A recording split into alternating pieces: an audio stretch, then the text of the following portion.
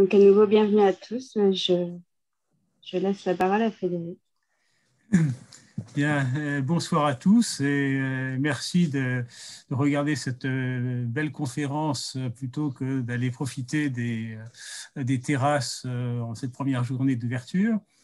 Donc j'ai le grand plaisir d'accueillir Pascal Briet-Dubois, donc, qui est maître de conférence de langue et littérature grecque à l'Université Louis Lumière à Lyon, et qui est également directrice du département des lettres de l'Université Lyon 2.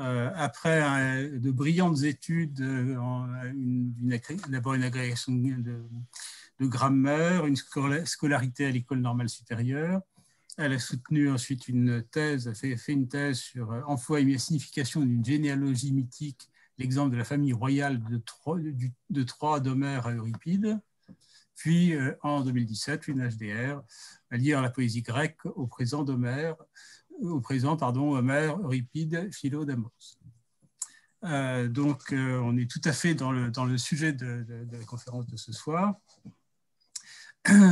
qui, après la précédente conférence de Cécile Betting le mois dernier, qui nous a parlé des nourritures matérielles et leur utilisation pratique, ce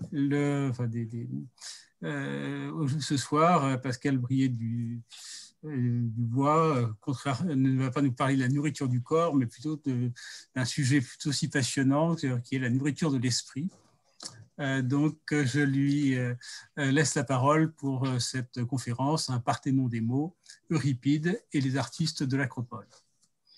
Voilà, et je vous retrouve tout à l'heure pour les nombreuses questions qui ne manqueront pas d'être suscitées par ce propos. À tout à l'heure. Merci beaucoup. Allez-y, Pascal. Merci Frédéric, et merci à Karine Mercier, à Marie-Noël et à Caroline, donc au pôle communication de la MOM. Je voudrais simplement dire un mot avant de commencer sur les deux raisons qui m'ont fait proposer ce sujet pour les conférences Pouillou.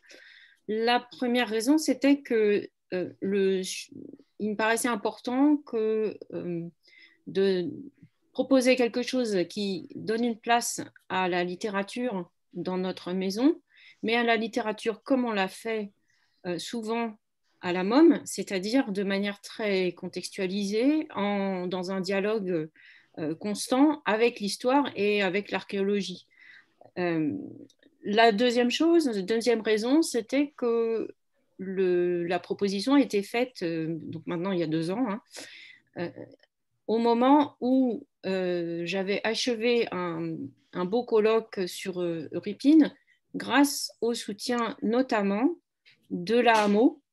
Et proposer cette conférence, c'était une manière un peu de remercier la HAMO, parce que je sais que beaucoup de ses membres suivent ces conférences souvent. Donc, c'était une manière de remercier la HAMO et disons, d'étendre un peu le public du colloque. Voilà. Alors, je vais commencer sur ce sujet des rapports entre Euripide et les artistes de l'Acropole, en commençant par Proust. Vous savez que les lecteurs de Proust s'émerveillent souvent de la magnifique construction de la recherche du temps perdu, qui a été conçue de l'aveu même de l'auteur comme une cathédrale. Ces lecteurs ne savent pas toujours que cette conception de la littérature comme édifice de mots peut être retracée au moins dans l'histoire de la littérature occidentale, jusqu'au poète grec Pindare, donc plutôt dans la première moitié du 5e siècle avant Jésus-Christ, qui dans la 6e Pitique dédie à Dionysos son trésor d'hymnes. Le poème donc est conçu comme une offrande architecturale, ce qu'est un trésor pour les Grecs, un trésor architectural qui est fait d'hymnes ou qui abrite des hymnes. Bon, on peut discuter. Le chant choral, donc le chœur qui exécute ce chant, le chant lui-même, qui est exécuté dans un contexte architectural lui-même dédié à la divinité, pas nécessairement Dionysos, mais en l'occurrence plutôt Apollon. donc le chant vient compléter finalement l'hommage que les bâtiments rendent à la divinité. Et il y a un très beau livre qui vient d'être publié par Leslie Kirk, une littéraire, et Richard Neer, un historien de l'art, sur ce rapport entre Pindare et l'espace dans lequel ces poèmes étaient exécutés. Le poète tragique Euripide, lui, s'inscrit dans la lignée de son aîné, donc de Pindare. Il se trouve que les vies d'Euripide, donc les biographies antiques d'Euripide, nous racontent que sa première carrière a été celle d'un peintre. Alors, à vrai dire, nous ne pouvons pas être certains qu'il s'agit d'une anecdote véridique. Ce qui est certain, en revanche, c'est que les arts visuels sont partout présents dans le vocabulaire et dans la façon de faire de la tragédie d'Euripide.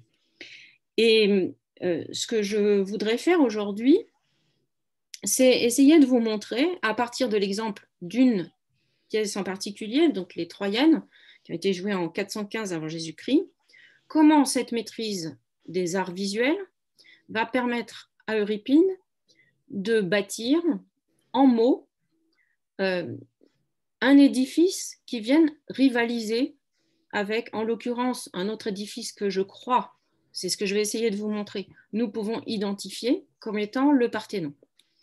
Et le but de cette rivalité, de construction d'une tragédie sur le modèle du Parthénon, est, me semble-t-il, mais on en discutera, me semble-t-il, de proposer une autre lecture, une lecture beaucoup moins triomphaliste de la politique impérialiste athénienne à la fin du Ve siècle, que ne le fait le bâtiment qui, lui, symbolise la puissance athénienne dans la Ligue de Délos.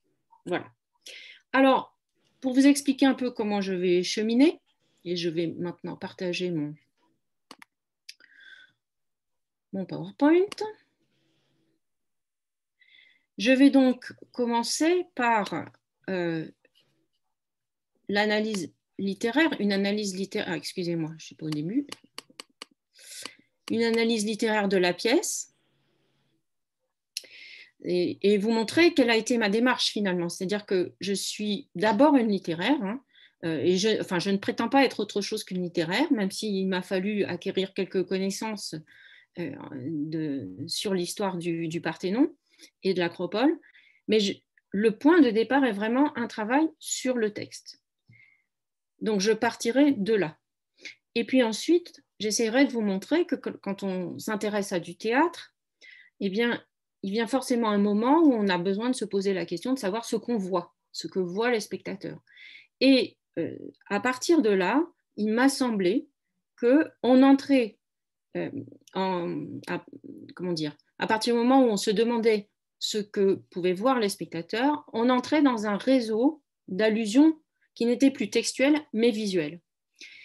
Et j'essaierai de vous montrer, en tout cas, je vais essayer de vous convaincre que l'allusion visuelle n'est pas, de manière un petit peu générale, à des Athéna, des Poséidon ou des histoires de Troie, mais plus précisément à la manière dont le Parthénon présente Athéna, Poséidon et l'histoire de Troie. Bien, alors, quelques mots d'abord sur la pièce. Donc, comme je vous le disais, elle a été jouée pour la première fois au Grand Dionysie de 415 avant Jésus-Christ, c'est-à-dire au moment du festival de Dionysos, dans le cadre du concours de tragédie. Le contexte est celui de la guerre du Péloponnèse, donc qui oppose Athènes et ses alliés à Sparte et ses alliés, donc la Ligue de Délos à la Ligue du Péloponnèse, pour dire les choses rapidement. Plus précisément, on est à un moment critique de la guerre où l'Empire athénien commence à être critiqué pour des abus de pouvoir, et notamment du fait d'un événement tout à fait tragique, qui est la prise de Mélos à la fin de l'été 416, donc précédant le festival des Grandes Dionysies. Cette prise de Mélos, par les Athéniens, a donné lieu au massacre de tous les hommes de cette petite cité qui cherchait à rester neutre dans la guerre du Péloponnèse, et à l'asservissement de toutes les femmes et de tous les enfants. La ville a été complètement vidée et donc le Mélos, la cité, a été d'une certaine manière anéantie. Au même moment, les Athéniens se demandent s'ils ne vont pas, si on peut dire, ouvrir un second front, non pas la mer Égée, mais un front occidental, avec une expédition vers la Sicile. Certains citoyens de la cité des Gestes sont venus réclamer l'aide d'Athènes contre le voisin syracusain, et donc Athènes s'apprête à partir vers la Sicile dans une guerre qui est à la fois une guerre de défense des Ségestins, mais en même temps une guerre de conquête. Au moment où se joue la pièce, ces discussions, si on en croit Thucydide, sont encore en cours. Mais disons que la chose est dans l'air. Le contexte, c'est aussi celui, évidemment, qui m'intéresse, et c'est aussi celui des grands travaux il y a une petite erreur, excusez-moi, il y a une erreur, hein, c'est 432, bien sûr, la date d'achèvement du Parthénon.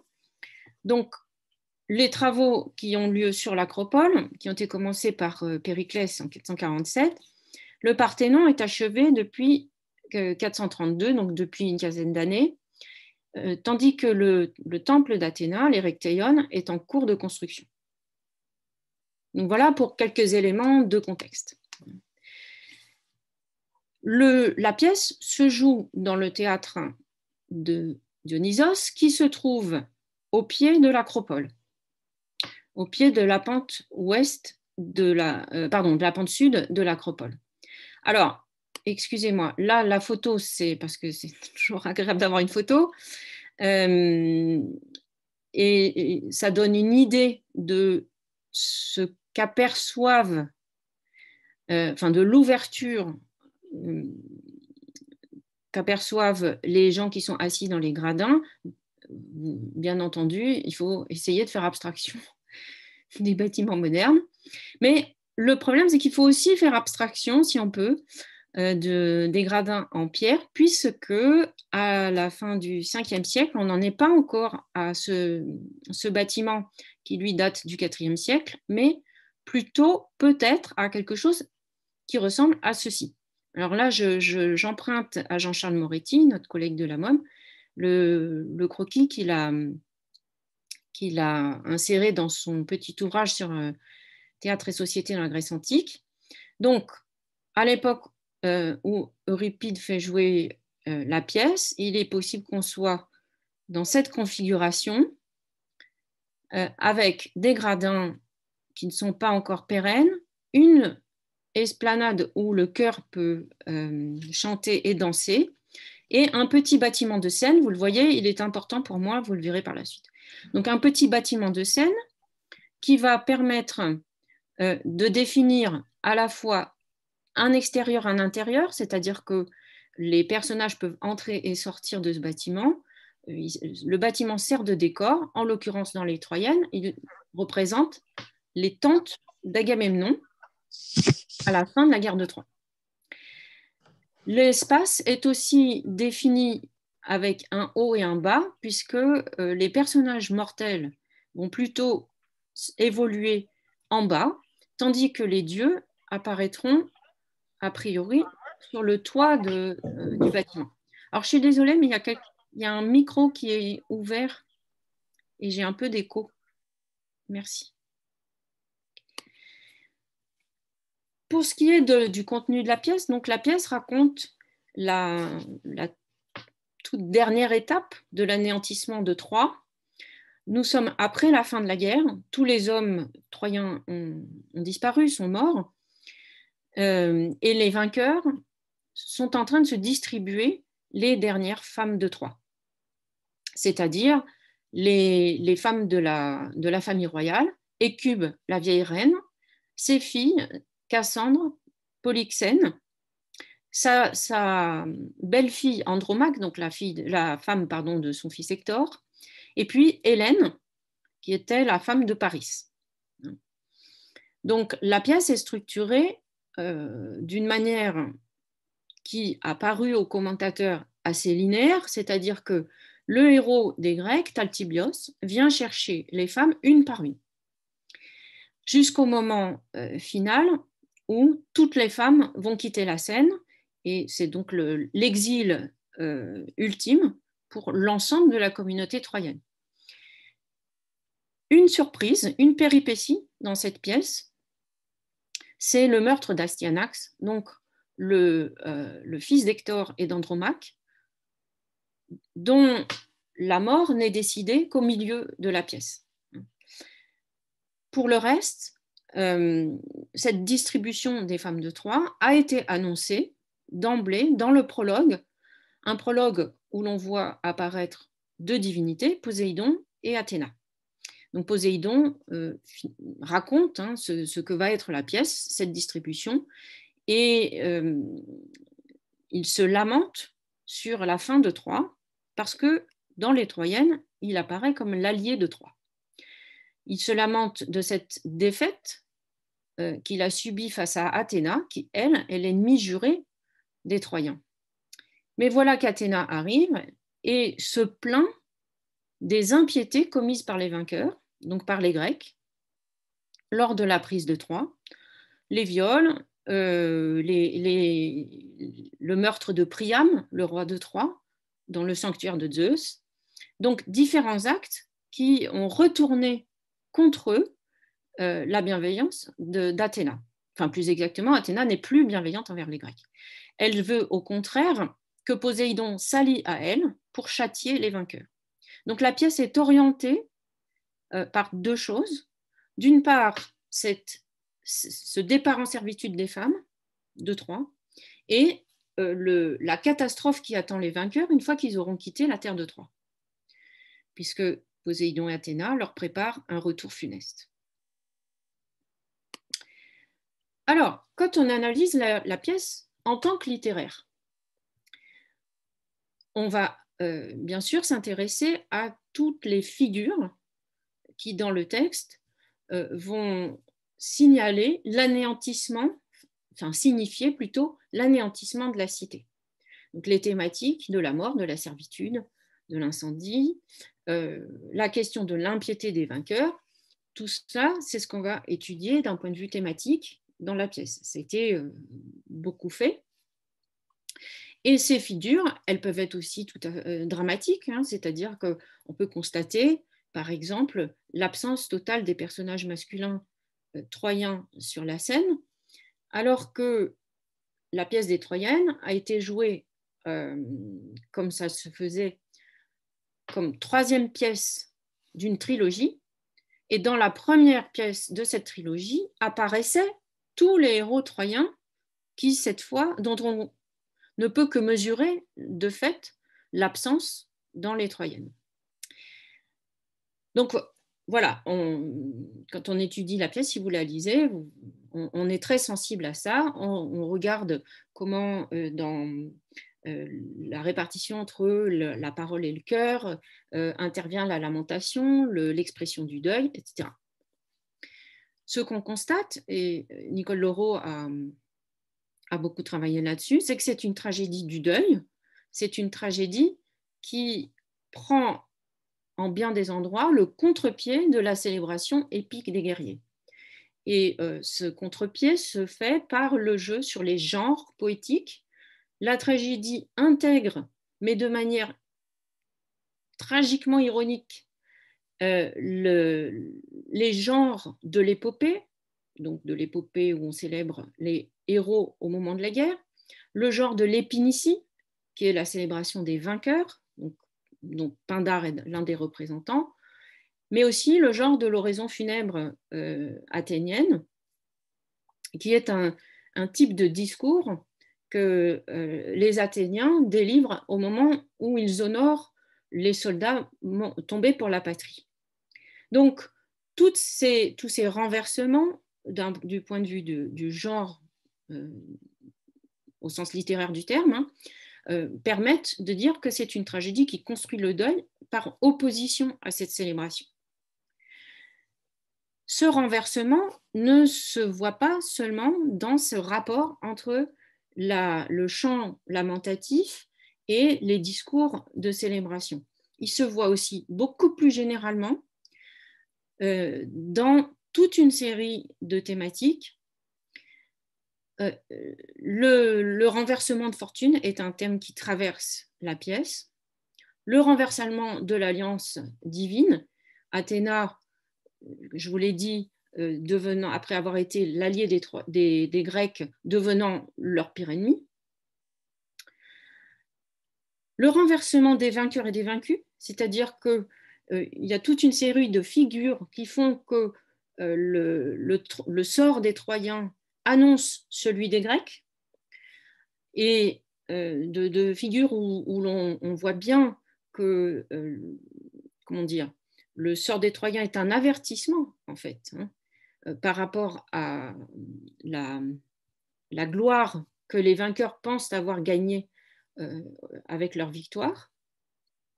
Et puis, renversement des Grecs et des barbares, puisque le meurtre d'Astyanax donne lieu à des exclamations, comment dire,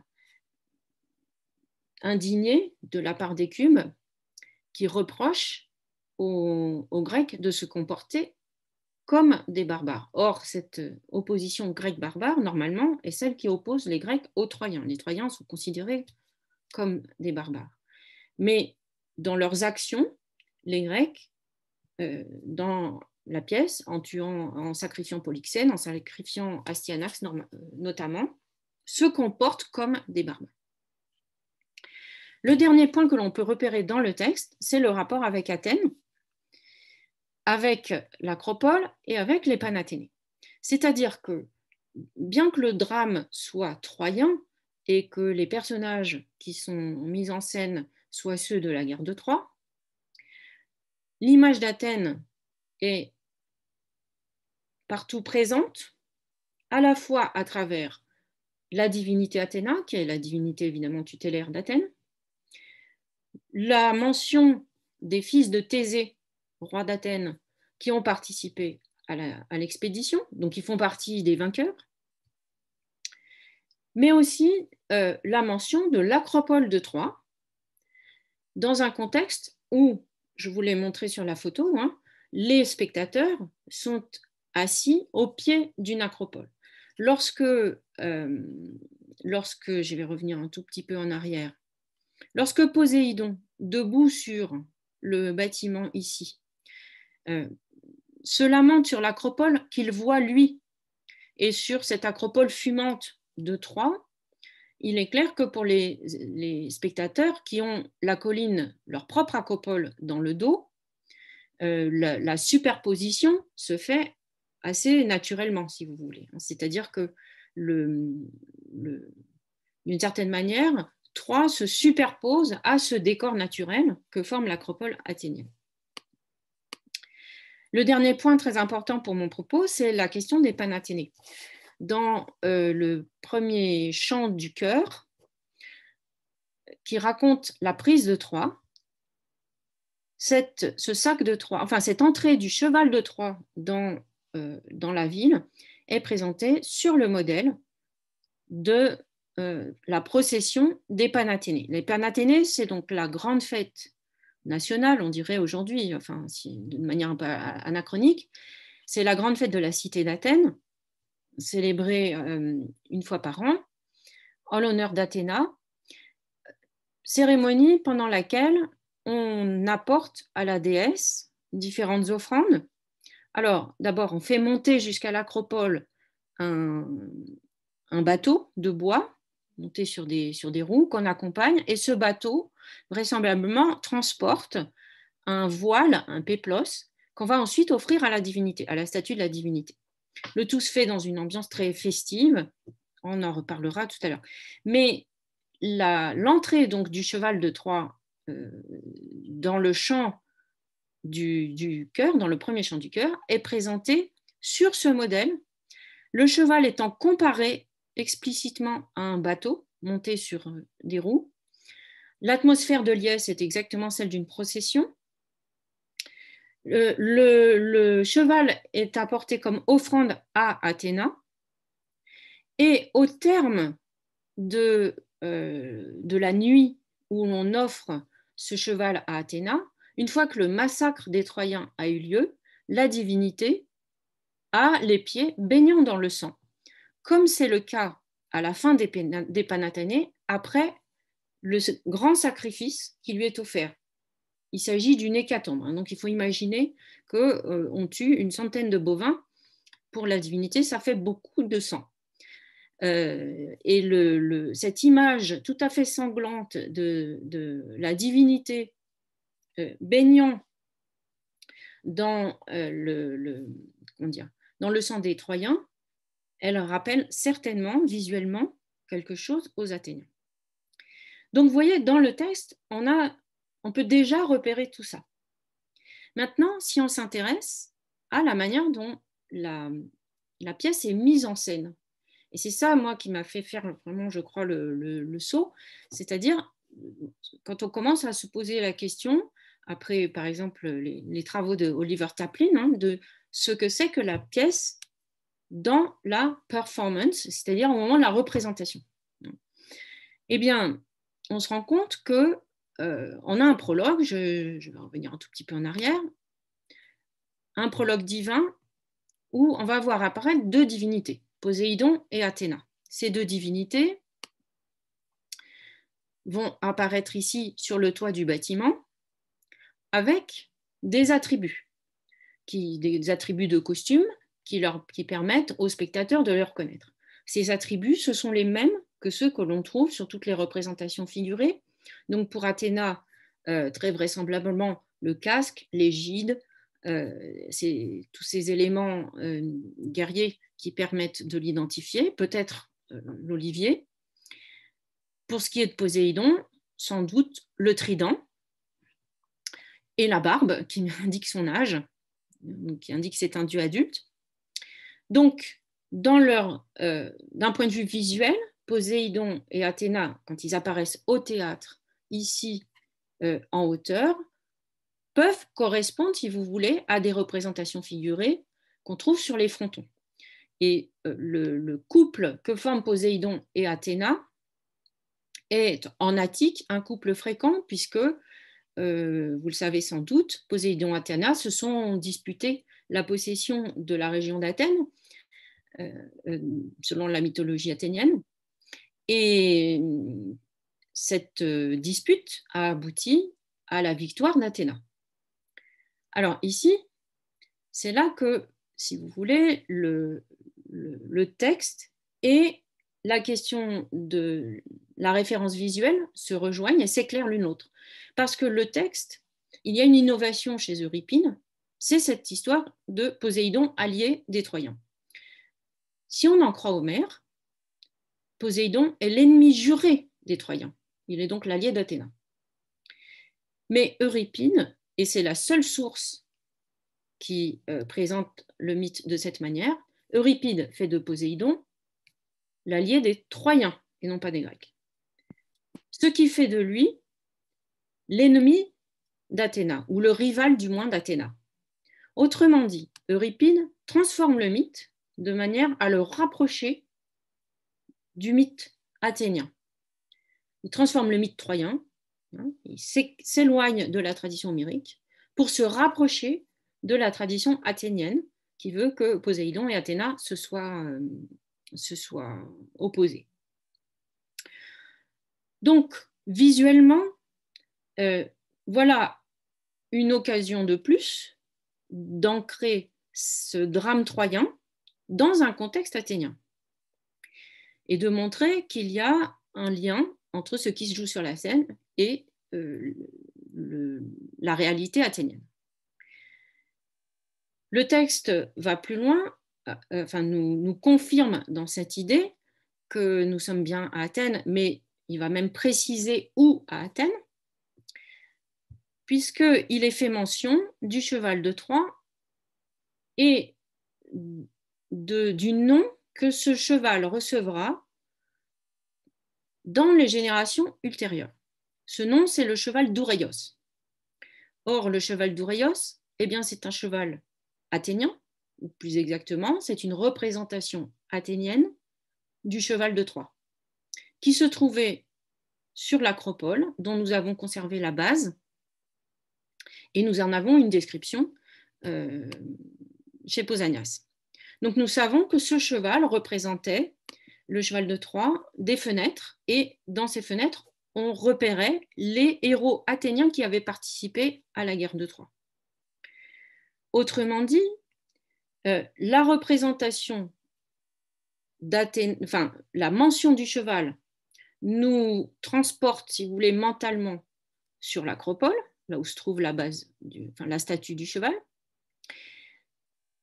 Et de ce fait, elle nous incite, parmi les représentations figurées possibles de la dispute entre Athéna et Poséidon, à penser à une représentation qui se trouverait aussi sur l'acropole. Il se trouve que depuis le cheval, on peut voir, donc la base du cheval se trouvait par ici. Depuis cet endroit, on peut apercevoir sur cette façade le fronton du Parthénon, où est représentée la dispute d'Athéna et de Poséidon. Donc voilà comment moi, je vous explique comment j'ai progressé, c'est-à-dire, je me suis dit, c'est une représentation qui est liée non pas à n'importe quel Poséidon et Athéna, mais à un Poséidon et Athéna de l'acropole. Et pour voir un peu mieux, donc voilà ce que ça donne sur cette restitution. Donc voilà le fronton. Et alors moi, du coup, je ne vois pas. Attendez, voilà. On est par là pour la statue. Et donc, on est dominé par ce fronton. À partir de ce moment-là, je me suis dit, mais s'il y a un lien entre la pièce et cette représentation figurée du Parthénon, est-ce qu'on ne peut pas aller plus loin? Or, il se trouve que la pièce raconte, comme je vous l'ai dit tout à l'heure, dans une sorte de série de tableaux, le départ des femmes de Troie. Il se trouve que ces actions, le départ de ces femmes, font partie des représentations de ce qu'on appelle l'Iliopersis, c'est-à-dire un thème à la fois poétique et figuré, qui raconte la chute de Troie. Et cette Iliopersis, on en a plusieurs à Athènes, mais il se trouve qu'on en a une, il se trouve qu'on en a une ici, là, sur la façade nord du Parthénon. Donc à partir de là, je me suis dit, mais il y a peut-être quelque chose de vraiment spécifique dans le rapport entre cette pièce et le Parthénon. Alors, du coup, je vais quelques mots sur ce bâtiment. Décidément, j'ai un problème avec le 432, je ne sais pas pourquoi. Donc, le projet du Parthénon, je vous l'ai dit tout à l'heure, a été lancé par Périclès en 447 et achevé en 432, non pas 332. Les architectes étaient Ectinos et Callicrates, mais le programme iconographique qui m'intéresse aujourd'hui, c'est celui de Phidias. Alors, ce Parthénon, c'est un trésor, donc un bâtiment d'offrande. À la fois, ce n'est pas le temple d'Athéna, c'est un bâtiment qui est lui-même une offrande et qui abrite des offrandes, dont la grande statue de l'Athéna Parthénos. Mais c'est aussi, d'un point de vue politique, un bâtiment très symbolique, puisqu'il est le lieu de conservation de l'argent de la Ligue de Délos et des réserves de métal. Et il a également été financé par le trésor de la Ligue de Délos. Donc c'est un bâtiment qui est étroitement lié dans son financement, sa représentation, au pouvoir politique qu'Athènes exerce sur son empire. Alors, quelques mots sur son programme iconographique. Donc, à l'ouest, d'où on est parti, se trouve donc sur le fronton la dispute d'Athéna et de Poséidon, et de l'autre côté, à l'est, au-dessus de la porte principale, la naissance d'Athéna, en présence de Zeus. À l'extérieur court donc une frise dorique qui est faite de métopes et de triglyphes, donc de tableaux séparés par des triglyphes, une gigantomachie, une amazonomachie, l'Inu-Persis au nord et une centauromachie au sud. Donc uniquement des thèmes guerriers et des thèmes dont on pense souvent qu'ils sont liés au combat de la civilisation contre la barbarie. À l'intérieur de la colonnade se trouve la fameuse frise des Panathénées, dans une ombre qui fait qu'elle est assez difficile à voir, hein, en fait. Elle est très haut dans le bâtiment. Et puis enfin, le dernier élément iconographique dont j'aurais besoin tout à l'heure, c'est la statue d'Athéna Parthénos qui se trouve à l'intérieur du bâtiment. Alors, pour que ce soit plus parlant, peut-être, ce plan, donc à l'extérieur, j'ai mis comme ça, c'est un petit peu... Bon. À l'extérieur, les 4 frises doriques, hein, et ici, en haut du mur qui est abrité par la colonnade, la frise continue des Panathénées, qui est une frise ionique. À l'intérieur, visible par la porte côté est, la statue chryséléphantine d'Athéna. Voilà. Au passage, je remercie, j'ai oublié de le dire tout à l'heure, vraiment chaleureusement Hélène Wurmser qui m'a fourni un certain nombre de diapositives, de plans et d'images. Alors, ici, la vue de l'ouest, donc avec le fronton où se trouvaient Poséidon et Athéna, et voici à quoi ressemblait peut-être le fronton. Mon idée, c'est qu'il est possible que lors de la représentation de la pièce, les spectateurs donc aient vu à l'ouverture de la pièce ces 2 personnages avec probablement ces attributs.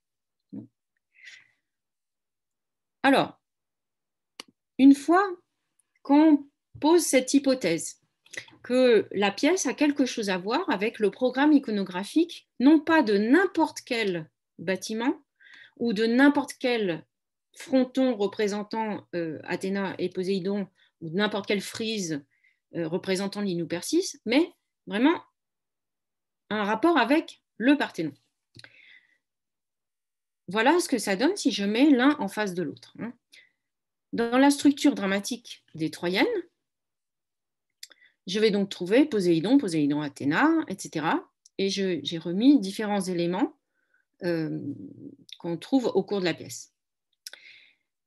Dans la structure de la frise, on va trouver ces éléments-ci. Alors, vous voyez qu'en fait, la frise de la prise de Troie, elle est très lacunaire. Il nous manque sur la trentaine de métopes, en fait, il nous en manque quasiment 25. Le 23-24. Donc, on a au départ, au coin nord-ouest, une Athéna et une déesse assise, puis d'autres divinités, puis une déesse cavalière plongeant dans les eaux. Ensuite, on identifie la triade Énée, Anchise et Ascagne, donc Énée, son père et son fils. Énée, c'est le seul héros troyen qui parvient à survivre et qui parvient à s'échapper de Troie en emmenant son père et son fils. Donc c'est le destin, si vous voulez, c'est la branche de la famille qui n'a pas connu la catastrophe, qui a réussi à survivre à la catastrophe. Puis nous avons 3 ou 4 métopes manquantes. Ensuite, les retrouvailles d'Hélène et de Ménélas, puis 20 métopes manquantes. Enfin, au coin nord-est, des navires dont on n'arrive pas à déterminer s'ils s'en vont ou s'ils arrivent, et une déesse, probablement Aurore, émergeant des eaux. Alors, si on compare à la structure des Troyennes, voilà ce que ça donne. En face d'Athéna, on trouve Poséidon. En face de la métope avec plusieurs divinités, on trouve 2 divinités dans la pièce. en face de la déesse cavalière plongeant dans les eaux, on a notre Poséidon qui repart, il le dit, hein, dans les profondeurs de la mer. Tout cela se passe dans la pièce, dans le prologue. À l'endroit, si je suis la pièce, hein, toujours dans l'ordre, je trouve une mention de 3 de la Thessalie et de la Sicile, dans le même champ du chœur, qui est le champ d'entrée du chœur. Or, 3, la Thessalie, la Sicile, ce sont les 3 lieux qu'Énée parcourt dans son exil. Il quitte Troie, il va faire, selon les différents mythes qu'il concerne, une première étape en Thessalie, puis il parvient en Italie, et en particulier en Sicile, où il va fonder plusieurs cités avec certains de ses compagnons. Alors ensuite, évidemment, il n'y a rien dans la frise, mais dans la pièce, il y a le départ de Cassandre, le sacrifice de Polyxène, le départ d'Andromaque, le meurtre d'Astyanax. Autant d'éléments qui sont des éléments traditionnels des représentations de l'Iliou-Persis. Puis nous avons les retrouvailles d'Hélène et de Ménélas. Et à la place des 20 métopes manquantes, la célébration des funérailles d'Astyanax par Hécube. Quand je dis à la place, évidemment, j'anticipe un peu, si vous voulez. Je fais comme si mon hypothèse était certaine. On est bien d'accord que c'est une hypothèse, hein. Mais cette hypothèse est évidemment renforcée par le fait qu'à la fin de la pièce, on retrouve des éléments de correspondance, le départ de navires, là où il y a une métope présentant des navires, et la présence de Poséidon sous la forme d'un tremblement de terre qui a lieu à la fin de la pièce, quand la divinité qui très probablement plongeait dans les eaux dans la métope 3, cette fois émerge des eaux.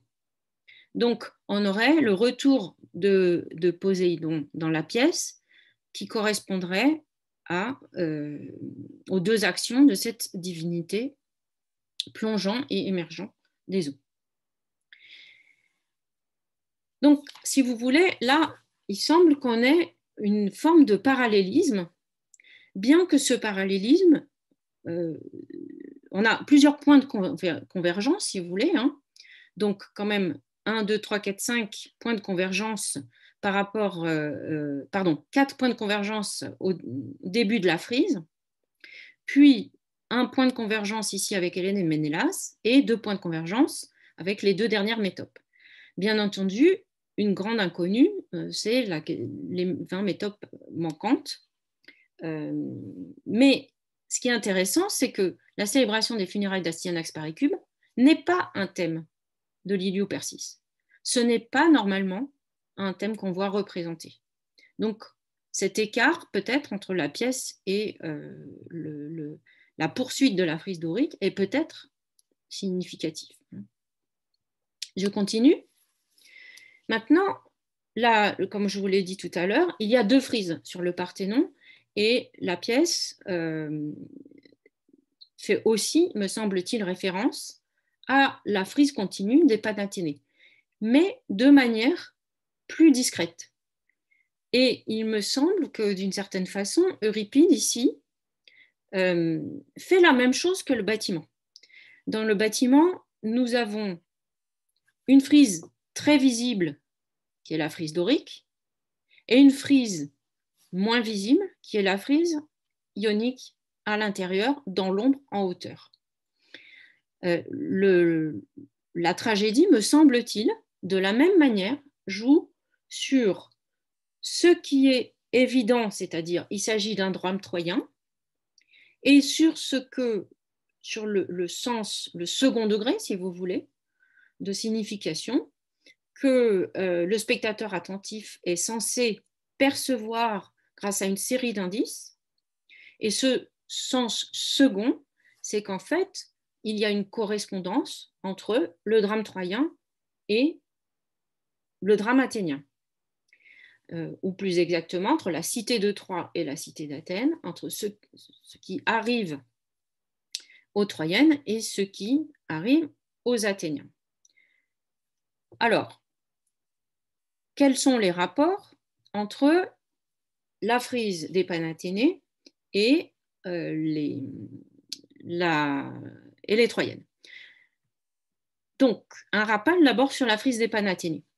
Je n'entre pas dans les discussions sur est-ce qu'il s'agit vraiment des Panathénées. Je considère, enfin, je pars pas d'un consensus, mais disons de l'opinion majoritaire, qu'il s'agit des Panathénées. Donc, la frise débute ici, côté ouest, et va partir de façon symétrique vers le nord et vers le sud. Les personnages ici partant dans ce sens-là, les personnages de cette moitié partant dans ce sens-là. Donc, nous avons d'abord une série de cavaliers, ensuite des chars, des vieillards qui sont probablement des magistrats, puis des musiciens, puis des porteurs d'eau lustrale, des porteurs d'offrandes, des jeunes gens accompagnant des bêtes sacrificielles. Ensuite, façade est, des jeunes filles qui semblent obéir au geste d'un personnage masculin, donc à l'ordonnateur de la fête, puis un groupe de héros et un groupe de divinités. Et la même chose de l'autre côté. Ensuite, on trouve une scène centrale de la frise, au-dessus de la porte est, donc sous le fronton qui représente la naissance d'Athéna et au-dessus de la porte qui permet d'apercevoir la statue d'Athéna.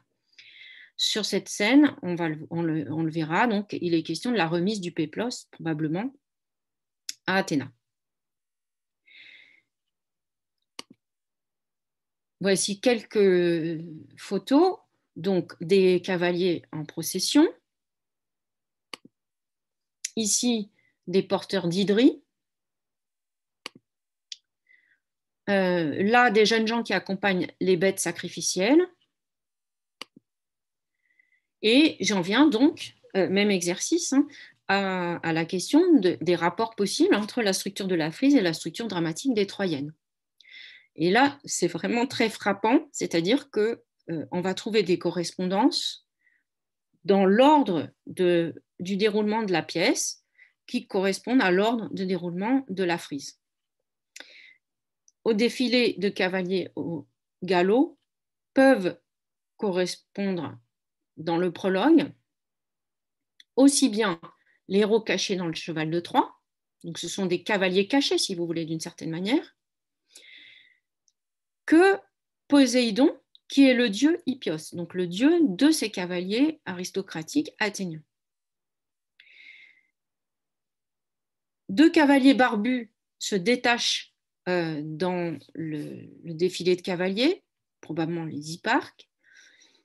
Il se trouve que dans le prologue, Poséidon signale la présence de Acamas et Démophon, les deux fils de Thésée.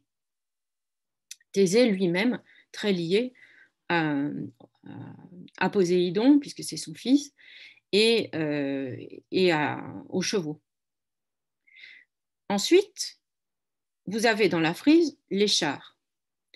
Poséidon, toujours dans le même passage du prologue, raconte comment les Grecs sont en train de transporter les dépouilles de Troie.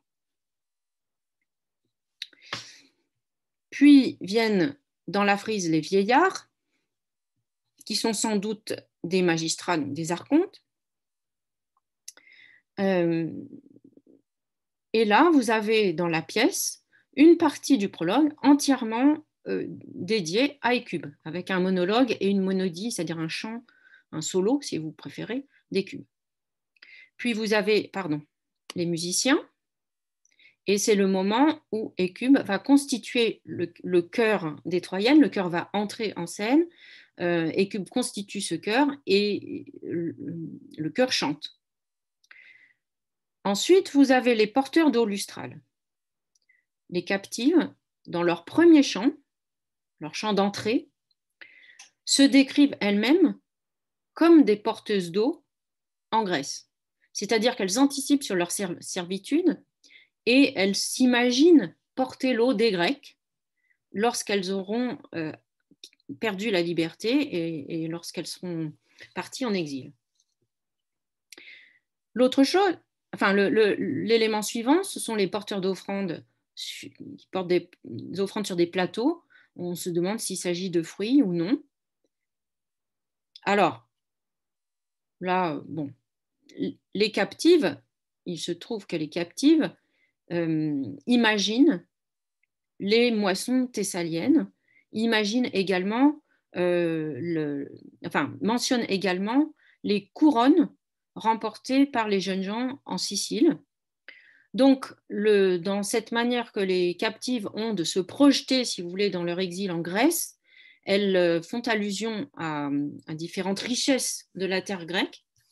Et il est possible, mais enfin là, j'en mettrai vraiment pas ma main à couper, que ça corresponde à cet élément de la frise. Bon. En revanche, ce qui est très, très évident, c'est la question du sacrifice. C'est-à-dire que là où on a la séquence des jeunes gens qui guident les bêtes pour le sacrifice, on repère dans la pièce l'assimilation de toutes les victimes troyennes, Cassandre, Polyxène et Astyanax, à des bêtes sacrificielles. Bon, le temps file, donc je ne peux pas entrer dans tous les détails, mais je serai là pour les questions, évidemment. Donc, si je récapitule, si vous voulez, pardon, on a... alors, attendez, ça ne va pas du tout. Il me manque une diapo. Où est-elle ? Excusez-moi, mais là, je suis très gênée. Il me manque une diapo, il m'en manque la moitié. Bon, alors, je ne sais pas où elle est passée, je suis désolée. Il va falloir me faire confiance. Ça continue avec les héros et les dieux. Donc, dans la deuxième partie de la pièce, nous avons là où la frise mentionne les héros, puis une scène divine. Nous avons le deuxième Stasimon, donc le deuxième chant du chœur après ce deuxième épisode, là, hein, dans le même ordre, qui mentionne dans sa première partie Télamon et Héraclès, les deux premiers vainqueurs de Troie, Télamon étant un héros athénien, enfin salaminien, mais disons proche de l'Attique, et la deuxième partie du chant choral étant consacrée aux dieux. Or, dans la représentation des dieux, sur la frise, les dieux tournent le dos à la scène centrale de la frise, qui est une scène humaine, et le problème que posent les Troyennes aux dieux dans ce chant, c'est pourquoi ne regardez-vous pas ce qui se passe à Troie ? Tout l'accent est sur la question de la vue, et ne voyez-vous pas ce qui se passe d'une certaine manière, pourquoi ne vous tournez-vous le dos ? Donc, si vous voulez, si on continue la frise, on a bien dans l'ordre de la pièce des éléments qui correspondent point par point aux différents éléments de la frise. Et donc, on arrive à cette façade est, on va voir se superposer sur le fronton la naissance d'Athéna, ensuite une gigantomachie, dans la frise des Panathénées, les dieux et les héros, et la porte qui s'ouvre sur la statue d'Athéna. Bon. Voici une photo de la façade est. Ici, une reconstitution du fronton, où on voit Athéna et Zeus sur un trône. Ici, un élément de la scène divine figurant Athéna. L'autre partie symétrique où on voit Zeus. Et au centre, entre ces deux diapos que je viens de vous montrer, cette scène de remise du péplos. Bon. Ah bon, pardon, c'était là. Ouf. Alors, j'en viens à la question de la scène centrale. La scène centrale, cette remise du péplos, probablement par l'enfant ici, ou la monstration du péplos peut-être, par un enfant qui est souvent assimilé à Éryctonios, l'ancêtre des Athéniens. Cette scène donne lieu à la plus, je crois, magistrale utilisation par Euripide du thème iconographique du Parthénon. Comment dire,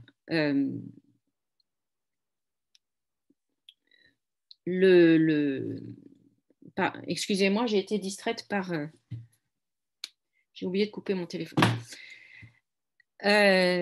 Donc, je dis, il s'agit sans doute d'Éryctonios, l'ancêtre des Athéniens, et cette scène où l'on voit les femmes apporter le péplos sur leur tête et un enfant recevoir ou donner le péplos va être donc superbement imitée ou en tout cas réécrite par Euripide dans la pièce.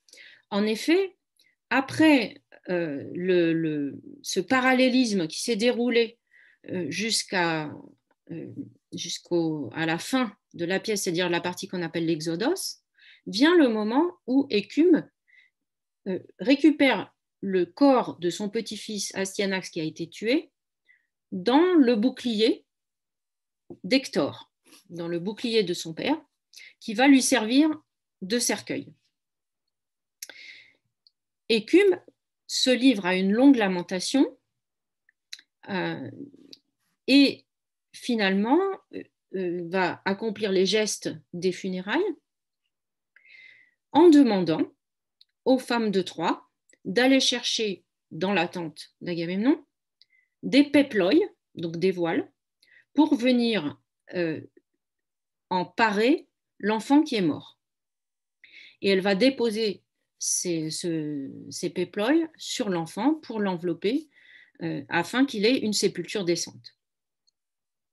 Ce qui m'intéresse ici, c'est que nous ne sommes plus seulement, si vous voulez, dans le parallélisme, mais dans le renversement. C'est-à-dire que cette figure du renversement dont je vous disais tout à l'heure qu'elle est repérable quand on ne travaille déjà que sur le texte, elle est plus intéressante encore quand elle est enrichie du rapport entre le texte et l'image.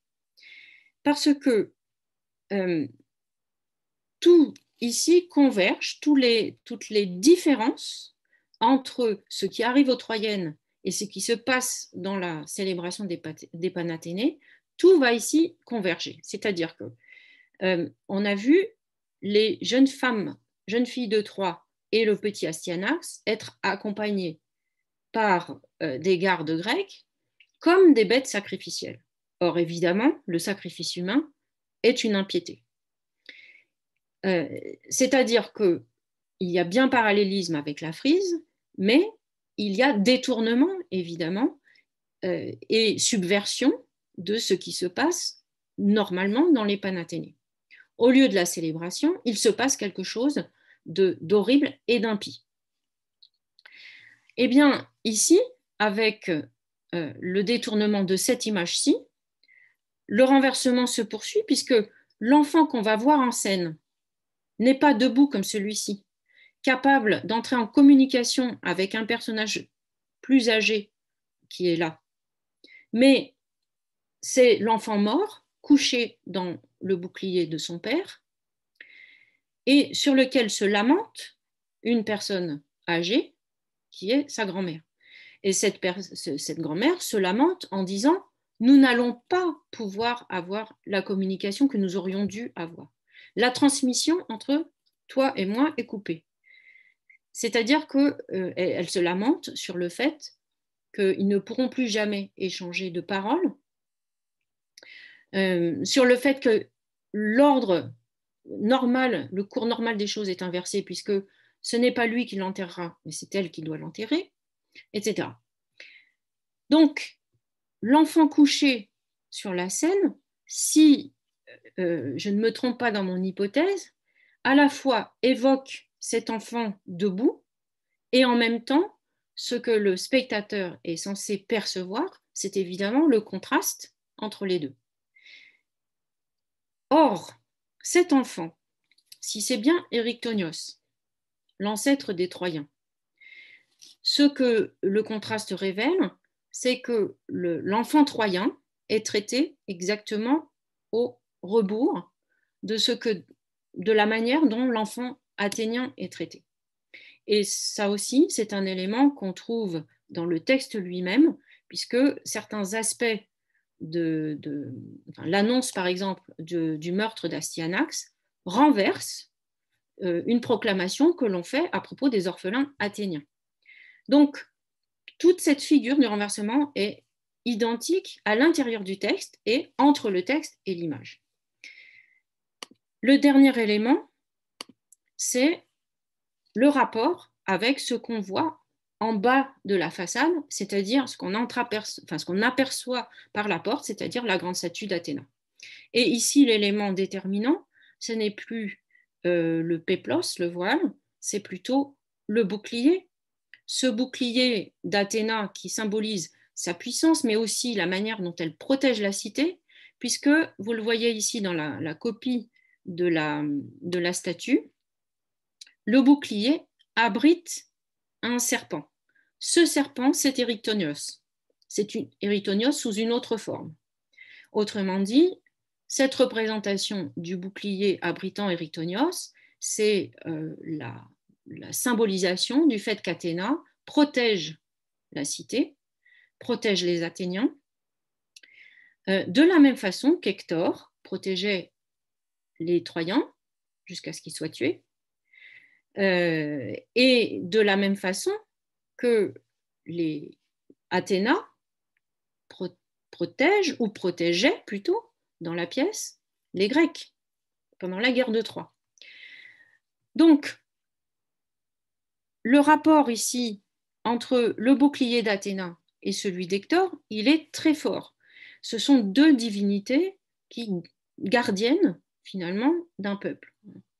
Et le serpent, l'enfant Éryctonios, l'enfant serpent Éryctonios, ici abrité, devient dans la pièce l'enfant que son père n'a pas pu protéger, l'enfant mort, couché dans le bouclier, et le renversement du bouclier à terre, évidemment, symbolise cette fin de la protection divine et cette incapacité des mortels à assurer la pérennité de leur cité.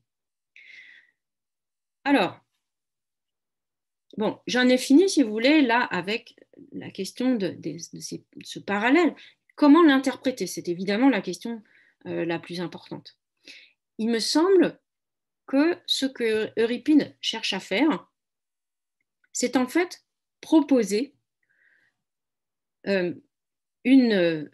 bien sûr, une inversion du programme iconographique du Parthénon, dans le sens où il révèle dans sa tragédie ce que la victoire a comme coût, avant toute chose. En passant de la frise de pierre à l'incarnation dans la chair avec des corps, eh bien, il montre que ce sont des êtres humains qui sont frappés par la guerre. Il montre la fragilité de ces corps et l'image du corps de l'enfant est évidemment le moment qui à la fois le plus pathétique et le plus symbolique de cette pièce. C'est le moment qui dit la fragilité du corps humain, la fragilité de la lignée humaine qui peut s'éteindre, la fragilité de la cité, puisqu'Astyanax incarnait l'avenir de cette cité, la fragilité de la protection des dieux, puisque les dieux ont permis que Troie, après avoir pendant longtemps favorisé Troie, ont permis que Troie soit complètement anéantie. Tout cela est signifié par un corps, et par un corps fragile, qui évidemment contraste terriblement avec cette image. Alors, il faut imaginer non pas de la pierre, mais de l'or et et de l'ivoire, mais contraste également avec la pierre de la frise dorique. Ensuite, le renversement, c'est aussi celui de l'interprétation de la puissance. Le Parthénon est conçu pour célébrer la puissance athénienne, pour célébrer la gloire d'Athéna et le fait que cette puissance repose sur la protection d'Athéna. Donc c'est une offrande à la déesse qui a permis l'expansion d'Athènes et qui pérennise cet empire. Ce que la pièce suggère, c'est que cette protection n'est pas éternelle et que cette protection n'est pas assurée. Et je pense que présenter le sort des Troyennes comme des Panathénées dévoyées, c'est d'une certaine manière suggérer que honorer la déesse sans se conformer à la piété, par ailleurs, dans l'exercice de la guerre en particulier, et on l'a vu à Mélos, eh bien, c'est en fait prendre le risque que Athéna n'accepte pas l'offrande, comme d'ailleurs elle la refuse dans l'Iliade quand ce sont les Troyens qui viennent lui offrir un péplos. Donc la tragédie construit une sorte d'anti-Parthénon de mots, un anti-Parthénon qui, me semble-t-il, est à la fois une critique de l'impérialisme, une critique de l'impiété des vainqueurs, un avertissement proposé aux vainqueurs, mais comme on est aussi dans le contexte des Dionysies, c'est aussi une offrande à une autre divinité, une divinité qui peut, elle, protéger les humains, une divinité sensible à ce que c'est que d'être mortel, c'est-à-dire Dionysos. Dans la mythologie, Dionysos lui-même a connu la mort, donc, et été reconstitué. Donc Dionysos est une divinité qui peut-être peut, disons, compenser ce que Athéna, enfin le refus potentiel d'Athéna de continuer à protéger la cité. Et il me semble que on revient là à Pindare. Je vous disais tout à l'heure que ce trésor d'hymnes que Pindare a bâti était un trésor dédié à Dionysos. Et je pense qu'on revient à cette idée textuelle, cette fois, que Euripide a prolongé l'offrande de Pindare en offrant à Dionysos un nouveau trésor, un trésor modelé sur le Parthénon, et un trésor qui, il l'espère, détournera la colère d'Athéna. Voilà, je vous remercie. J'espère que je n'ai pas été trop longue. Et je suis prête à écouter toutes les questions. Merci beaucoup, Pascal.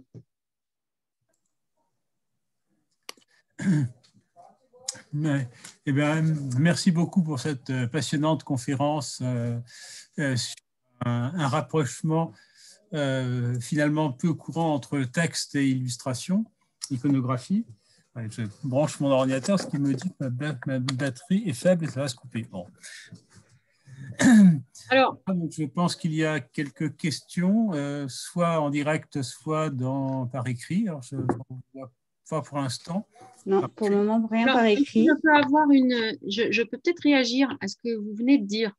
Et sans, il me paraît très important de ne pas laisser l'impression qu'il s'agit en fait d'une illustration. Je pense que ce sont deux manières différentes, à partir d'un même matériau mythique, de réagir, enfin d'exprimer une idéologie ou d'y réagir. Et le rapport entre l'architecture et la poésie, ici, me paraît en fait créatif. C'est-à-dire que ça n'est pas une simple manière de dire voyez, je fais allusion au Parthénon. Je dirais plutôt que le Parthénon est l'une des clés de compréhension de ce que c'est que cette tragédie. Et c'est difficile pour nous parce que nous ne vivons plus dans cet univers, nous ne vivons pas dans cette culture. Quand nous avons vu souvent la pièce dans d'autres contextes, mais les Athéniens qui assistent à la représentation sont, eux, assis en bas de l'acropole. C'est-à-dire qu'ils ont ils ont le Parthénon dans le dos, ils ont participé aux assemblées où on a décidé du programme, du financement de ce bâtiment. Donc, je pense que le rapport ici, c'est vraiment une forme d'art en dialogue avec une autre, et non pas un simple rapport de parallélisme. C'est une création en rivalité avec une autre. En fait, ce que je voulais dire, c'est que c'était rare que, me semble-t-il, puisque je ne suis pas spécialiste de cette période, justement que l'on mette à ce point en parallèle les deux types de symbolisation, finalement. Oui. Alors que ça paraît clair, d'après votre propos, que c'était évident à l'époque. Si je ne me trompe pas, après, encore une fois... Parce que du fait de la recherche, de la structuration de la recherche, finalement, ce sont souvent des chercheurs différents qui travaillent sur les deux thèmes, qui ne communiquent sans doute pas assez ou pas assez souvent. Donc, c'est l'intérêt, oui, et c'est pour ça. Pour des spécialistes de cette période, ça ne l'est moins. Donc... Non, pas du tout. C'est finalement peu courant. Et il y a quelques articles récents, en fait. Il y a des choses récentes sur Pindare dont je parlais tout à l'heure. Sur Euripide, il y a eu un livre très important écrit récemment sur vraiment l'importance du langage des arts visuels dans le théâtre d'Euripide. Et je pense qu'il a sans doute lancé, en fait, ce genre de rapprochement. Très bien. Est-ce qu'il y a dans les présents à l'écran ou dans les messages des questions? Alors, n'hésitez à rallumer son micro si vous voulez. J'ai une question directe dans le chat. Peut-on comprendre que les spectateurs de l'époque, à la fin du 5e siècle, en écoutant et voyant la pièce d'Euripide, comprenaient ses parallèles et ses paradoxes et comprenaient que les barbares avaient changé de camp? Alors, je vous remercie pour cette question et je pense que Euripide les incite à le comprendre parce que le Hécube dit explicitement aux Grecs auteurs de supplices barbares. Donc, le vers est très frappant parce qu'il met vraiment, il entrechoque le mot grec et le mot barbare. Donc, je pense que Euripide donne des éléments explicites pour inviter à cette lecture. La difficulté qu'on soulève très souvent, l'objection qu'on me fait souvent, et elle est tout à fait légitime, c'est: ne pensez-vous pas que pour un Athénien, il est normal de ne pas traiter l'enfant de l'ennemi comme on traite son enfant? C'est-à-dire, ne pensez-vous pas que la représentation du meurtre d'Astyanax est d'une certaine manière normale, puisqu'il est normal de vouloir anéantir l'ennemi pour se préserver soi-même? Et à ça, je vois quelques objections. La première, c'est que Athènes n'est pas attaquée dans cette guerre, c'est une guerre de conquête. Et la deuxième, c'est que la question de l'impiété court partout dans la pièce. Et de manière générale, de manière générale, le meurtre de Priam est une impiété, le viol de Cassandre est une impiété. Si on n'admet pas cela comme étant impie, il n'y a pas de raison d'admettre qu'Agamemnon soit tué, etc., etc. C'est-à-dire qu'il y a tout un enchaînement de châtiments après ces impiétés qu'on ne peut pas comprendre si au départ on ne considère pas que ces actes sont impies. Bon. Donc il me semble là qu'il n'y a pas de doute et de la même façon que le vocabulaire utilisé à propos du meurtre d'Astyanax, c'est celui du sacrifice. Or, il n'est pas normal de sacrifier un enfant. Il y a vraiment une subversion du vocabulaire du sacrifice. Ça va jusqu'à Andromaque lançant aux Grecs, est-ce que vous voulez même manger sa chair, comme on le ferait, bien sûr, de la viande des bêtes sacrifiées de l'hécatombe, des Panathénées, par exemple. Voilà, donc je pense effectivement que les spectateurs sont invités à comprendre ces parallèles et ces paradoxes. Ensuite, il y a la question de savoir si tout le monde les comprend et tout le monde les admet. Et là, je vous dirais, c'est exactement la même chose que pour un public aujourd'hui. C'est-à-dire qu'il y a des pièces très complexes. Quand vous sortez de la salle de théâtre, et surtout quand on est au théâtre, puisque au théâtre, il n'y a pas une voix unique octoriale qui dise voilà, c'est comme ça qu'il faut comprendre. Hein. Donc, il est normal que dans le public, il y ait des niveaux de compétences poétiques différents, qu'il y ait des allusions que certains comprennent et d'autres pas, mais il me semble que, d'après ce que nous savons de Ripine, c'est-à-dire que c'était un lettré, il avait une bibliothèque. Bon, il y a cette anecdote sur le fait qu'il avait été peintre. Il fréquentait des philosophes et des intellectuels, donc c'est clairement quelqu'un qui est éduqué au point qu'on peut lui prêter ce genre d'intention. Alors, qu'est-ce que j'ai pas dit, l'intention de l'auteur, etc. Bon, je ne prétends pas avoir conversé avec Euripide en rêve, mais en tout cas, ce que je veux dire, c'est qu'il me semble que ce n'est pas parce que tout le monde ne le comprenait pas que ce n'est pas là. Voilà. C'est-à-dire, c'est un argument, me semble-t-il, qui ne permet pas de réfuter que la pièce soit complexe. J'espère que j'ai répondu. Allô? Oui. Permettez-moi de prendre le micro. Oui, bien sûr. sûr. Moi qui viens de vous poser cette question et je vous remercie justement de rendre si vivante la pertinence de ces enchaînements comme vous venez de le faire. Je veux simplement vous remercier, vous dire combien je suis touchée parce que je ne suis pas du tout spécialiste de toutes ces choses-là. Simplement, quand j'ai été jeune, il y a plus de 60 ans de cela, j'avais entre 14 et 15 ans, je vivais à Athènes.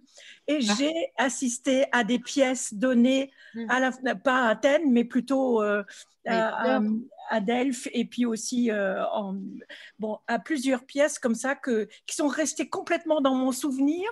Et ce que vous dites là rend vivant ce que l'on peut lire dans des pièces d'Euripide, mais ça reste. Enfin, je trouve que ça donne extraordinairement une vie et et justement une perspective magnifique dans ce que vous venez d'exposer. Je trouve ça très, très beau. Merci beaucoup. Je vous remercie beaucoup. C'est moi qui vous remercie. Eh bien, est-ce qu'il y a d'autres questions que je ne verrai pas à l'écran Pas de mon côté. Il y en a? Non, moi, j'en ai pas de mon côté. Bon, ben... Mais je pense que celle que Pascal a pu lire tout à l'heure lui avait été envoyée didactique directement. Pascal a répondu d'emblée à toutes les questions que les auditeurs pouvaient se poser. Ah, il y en a une, j'en vois une. Oui, il y a des mains qui se lèvent. Les deux. Ah, il faut rallumer les micros. Oui, j'aurais juste une petite question, mais aussi parce qu'on en a un peu discuté par ailleurs, mais tu n'avais pas la place, évidemment, de l'exposer là maintenant, mais comment tu relis aussi la représentation plus particulièrement avec le contexte politique que tu as brièvement exposé au début. Oui. Et justement, par rapport aussi à cette iconographie, peut-être, et cette thématique inversée. Alors, je dirais que les 20 ans qui séparent l'achèvement du Parthénon de la date de représentation de la pièce font toute la différence. C'est-à-dire qu'il y a une manière de dire, nous avons été cela, nous avons été ces, comment dire, nous avons été cette force à la fois victorieuse, libératrice en un sens, hein, et également,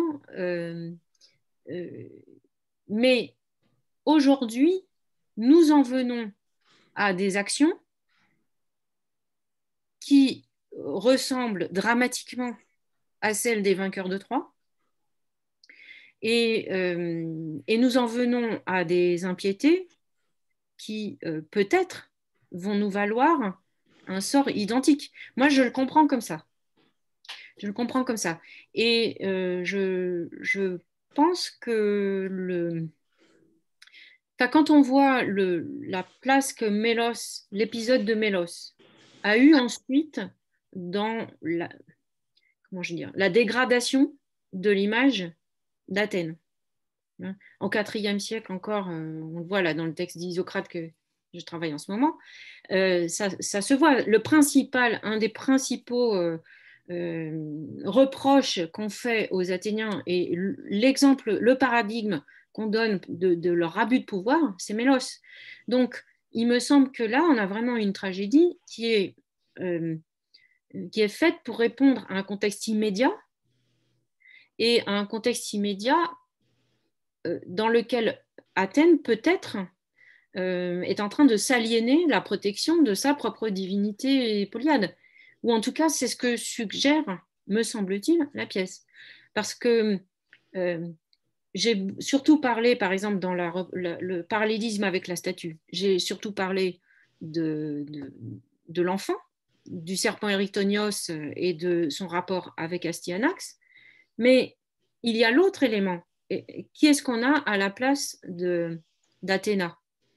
On a Hector, il est mort, il n'est plus là. Et son nom, Hector d'ailleurs, c'est-à-dire qui tient, qui garde la cité, est une épiclèse possible d'Athéna. Donc voilà, elle risque de ne plus être ça. Peut-être bien qu'à Athènes, on a un fantôme. Et ça renvoie, à mon avis, bon, il y a tellement de choses à dire. Ça renvoie à la question de savoir si Athéna avait déserté le sanctuaire de l'acropole au moment des guerres médiques, par exemple. Ça renvoie à beaucoup de choses, je pense. Ça te... Oui, merci. C'est ça que tu penses beaucoup. Annette? Oui, j'ai remis ma caméra parce que c'est quand même plus sympa. Ah ouais, d'accord. Je te remercie parce que c'est vrai que c'est des choses qu'on a un peu évoquées dans des conversations et que j'avais l'impression d'avoir entendu un peu en pointillé. Donc voilà, j'avais le schéma global clairement.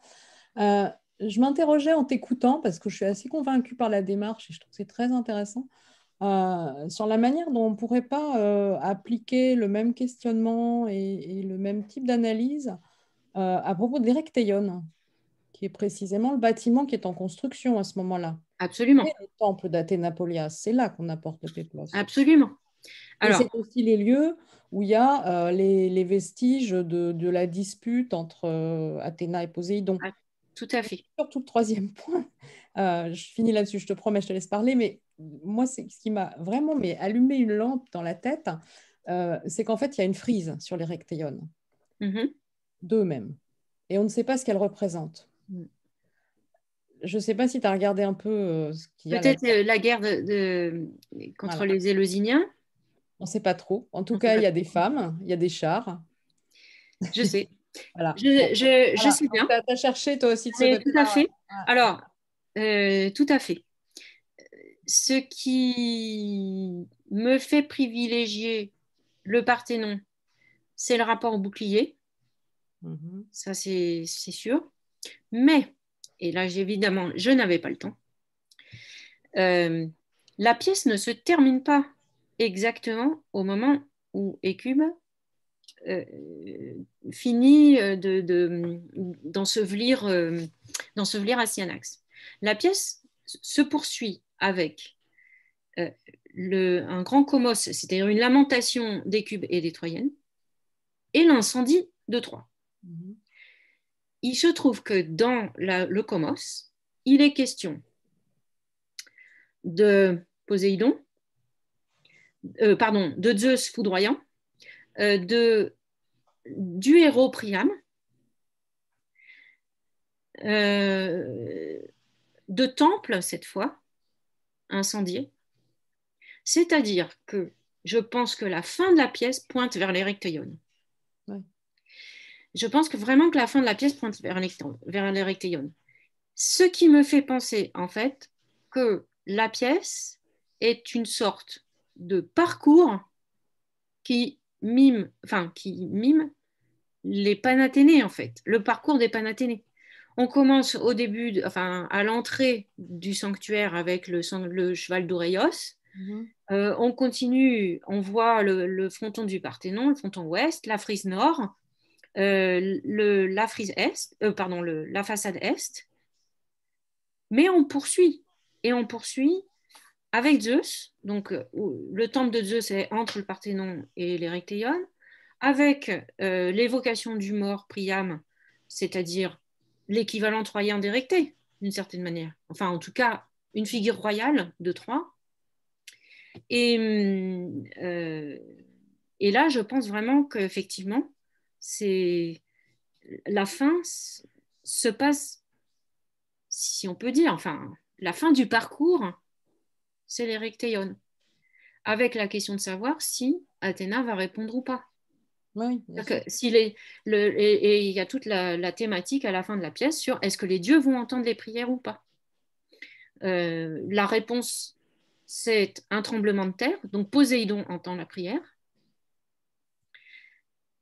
mais Athéna, on ne sait pas.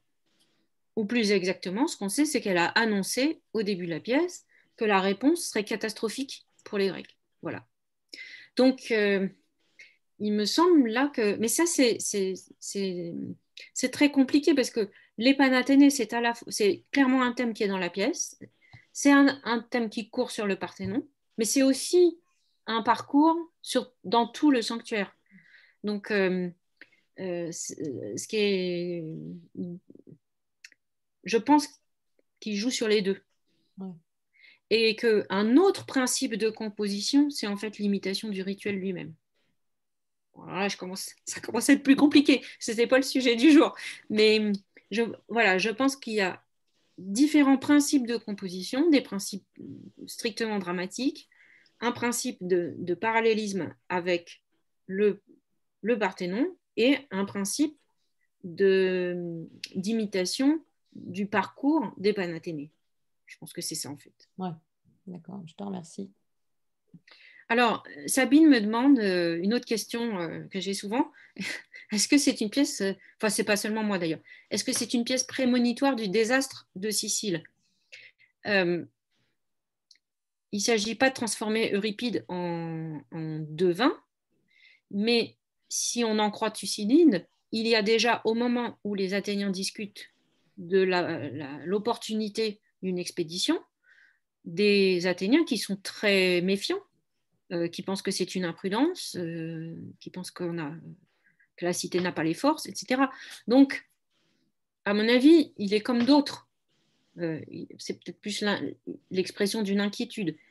Alors, l'autre réponse à cette question, c'est nous ne sommes pas à l'abri du fait que la pièce ait été en partie revue après la première représentation. Aristophane a pu reprendre certaines de ses pièces. Et nous savons que le texte que nous avons gardé, c'est un texte revu. Donc, ça n'est pas impossible non plus que ça a été revu une fois que le désastre est effectivement arrivé. Voilà. Je suis vraiment très honnête. Hein. Vous avez tous les éléments.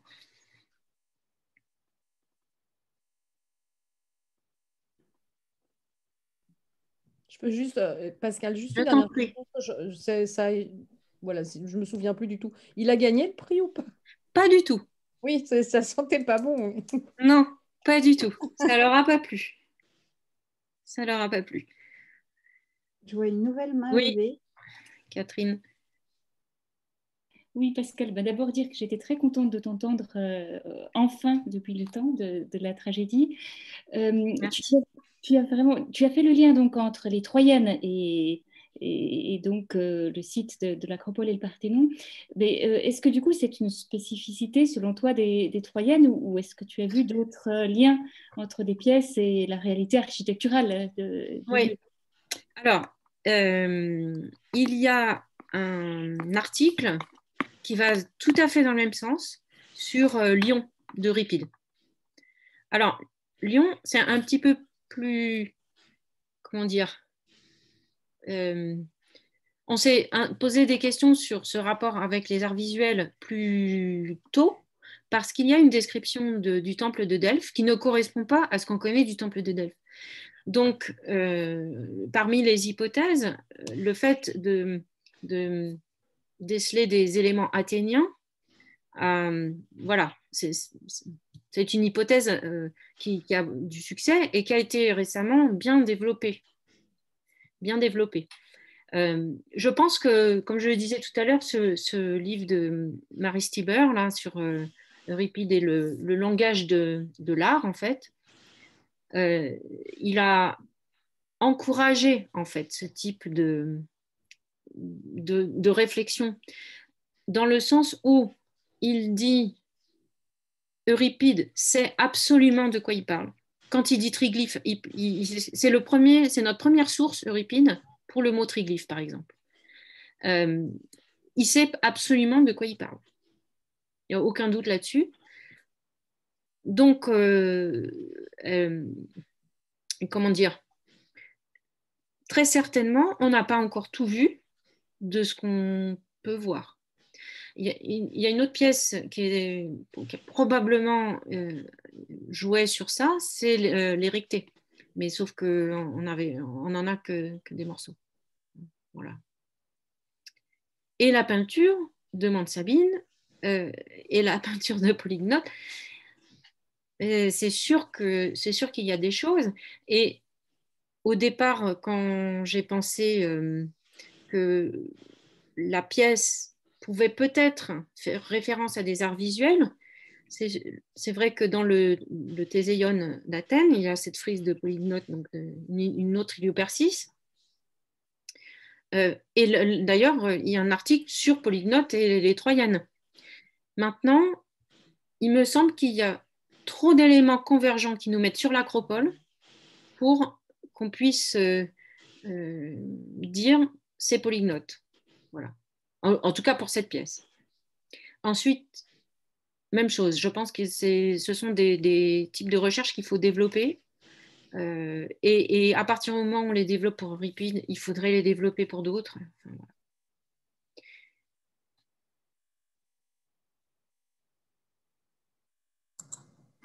Très bien. Est-ce qu'il y a d'autres questions Non, Karine, vous n'en avez pas sur... Toujours pas. Bon, bah écoutez, il me reste à remercier Pascal d'abord, et Merci puis beaucoup. l'ensemble de l'assistance, et à vous donner rendez-vous pour le 19 juin prochain, le 16 juin, excusez-moi, pour la conférence de Virginie Muller au titre mystérieux, où il repose « Vous ne devrez pas le déranger ». Bonne soirée à tous et à très bientôt. Au revoir. Merci beaucoup. Au revoir, bonne soirée. Au revoir, bonne soirée à tous.